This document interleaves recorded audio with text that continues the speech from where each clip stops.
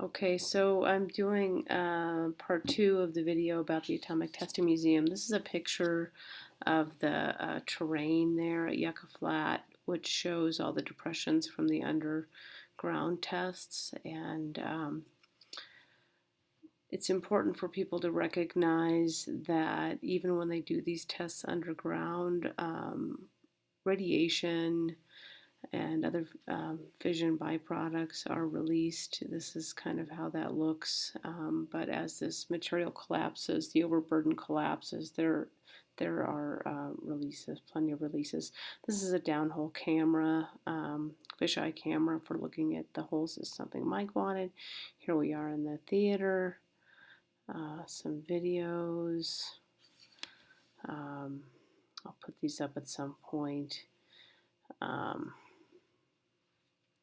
So yeah, everybody knew that this was dangerous. Some of these other ones I recorded because I thought it was important to record these protests. Everybody knew nuclear was death at one time. Why have we all forgotten?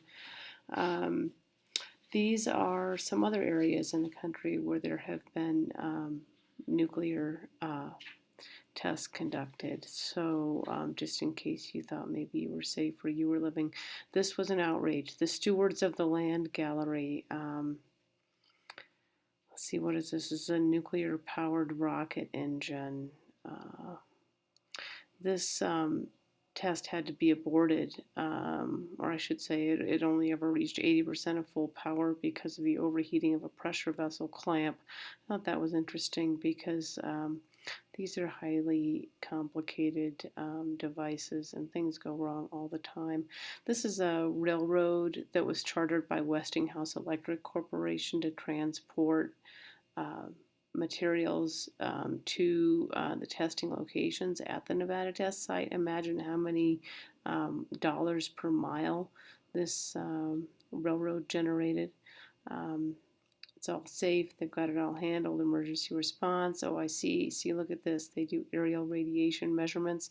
How come we could never know what the fallout was and the radiation levels after Fukushima? Oh yeah, whoops, that system was down.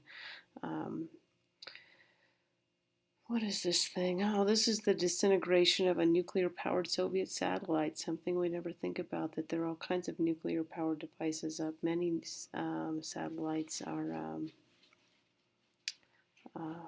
powered by radioactive engines, essentially. Geologic history, I don't know why I took that one. Okay, so here's fancy remote sensing around a nuclear power plant. This is not just nuclear weapons, this is nuclear power plant, showing this fancy multicolored map down here, but there's absolutely no description of what this map is showing you. So yeah, pretty pictures.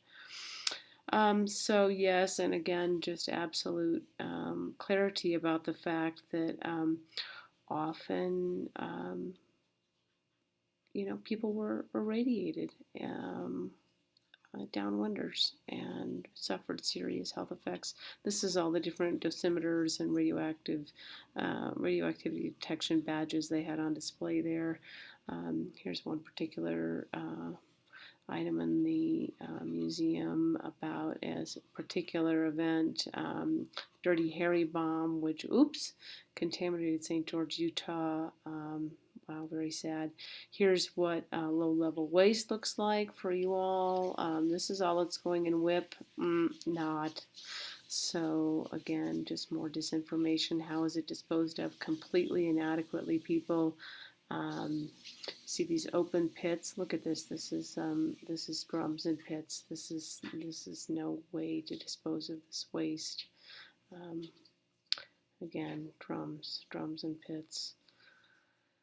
A little bit on the transuranic waste, which is very, very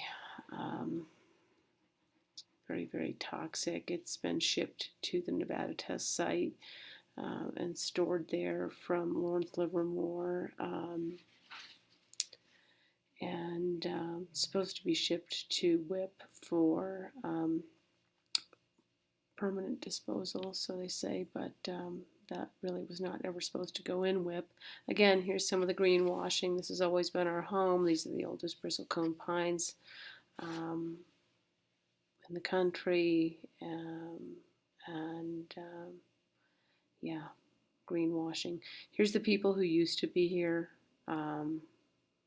the artifacts and the remnants of those cultures who actually lived in harmony with this place instead of absolutely destroying it. Yeah, here's a B-53 nuclear weapon here. Yeah, terrifying. So the radiation effects at the Nevada test site that they were doing research on the left here, how they used to do it, on the right, how they're doing it now at Sandia National Laboratories, and we'll be going there tomorrow and doing videos. This is outside that bomb. I wanted to show in this photo particularly. So we're at the Atomic Testing Museum. On the left here, this is a 9/11 remembrance poster here about civilian fire, police, EMS, 9/11. Somehow that's affiliated with atomic testing, not sure how. And then below that, that's a piece of an I-beam from the World Trade Center. I'm not really sure why that is there, except it's just an absolute conflation of these things to try to bring out your patriotic instincts. This is their gift shop. I want you to notice that there's Einstein dolls right next to alien t-shirts and cartoonish depictions of nuclear explosions. It's really confusing. What is reality? This is, some of these racks of controls and so on that Mike wanted a picture of. Here again, at the end of the museum, this is a sheet metal fragment from the World Trade Center. Why is that in the Atomic Testing Museum? It's really bizarre what is included and what is excluded from this museum. After all, this is the Atomic Testing Museum, brought to you by Northrop Grumman and National Security Technologies and so on and so forth. And here's some more stuff to pull on your patriotic heartstrings. And here's Mike with his new alien friend. And notice how the warning biohazard real sign, because there really could be biohazards, is right here next to caution aliens crossing the street and Area 51. What is real here? What is a conspiracy theory? Fallout shelters, radiation protection right between the alien stuff. The Bikini Atoll, no mention of the toll, the people who lived there, the sea life of the testing. It's a woman in a bikini, boom goes the bomb. Atomic detonations there, 46 to 53, and here's the alien t-shirt right next door. Really bizarre. Again, here at the top, it's the periodic table of the elements, and then there's a molecular model, and then down here there's stuffed alien dolls. What's real science? What is a conspiracy theory? What's a hoax? Who knows anymore? Here's aliens next to counterterrorism, next to radiation symbol shot glasses, and Robbie the robot, plastic dolls, and here's bomb thimbles or something. I mean, it's just really strange. Some of their movies that they were selling, and then this gal, the this atomic bomb. Anyway, so I hope that gives a little more context on why we were so outraged when we walked out of the place, because it's really a very strange experience. This is in the reading room. The test site guide, atomic testing photographs, documentation of nuclear tests,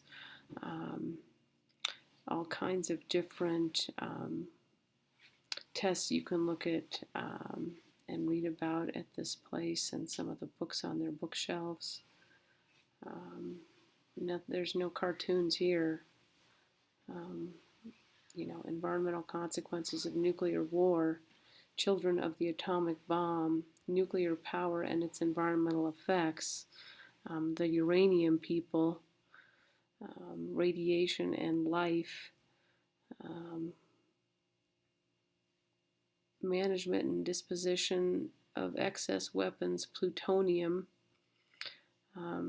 Here's a little bit from a book we just flipped open about the impact of temperature on the food webs for aquatic organisms, and yeah, boiling all the sun's water. I guess that maybe doesn't make any difference, but